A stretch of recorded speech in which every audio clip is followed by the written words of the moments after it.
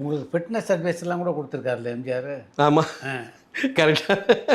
அன்புக்குரிய அண்ணன் கங்கை அமரன் அவர்களுடைய இசை நிகழ்ச்சி தான். ஆ நீங்கள் கரெக்டாக சொன்னீங்க.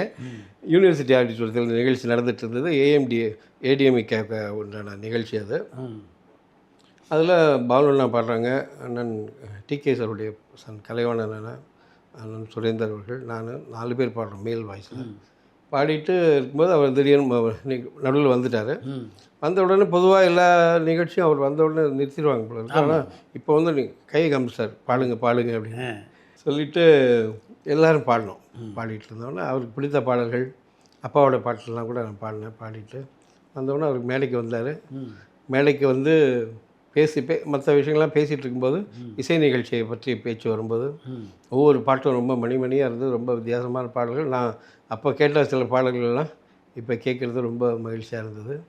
அதே மாதிரி பாடகர்கள் வந்து சாரீரம் மட்டும் நல்லா இருந்தால், அதாவது குரல் மட்டும் நல்லா இருந்தால் போதும்னு நினைக்கக்கூடாது, சரீரமும் நல்லா இருக்கணும். கரெக்ட். அப்போ தான் அதுக்குண்டான பலமும் நமக்கு கிடைக்கும் பாடுறதுக்கும். அருமை. அது அந்த காலத்தில் வந்து சாரீரம் நல்லா இருந்து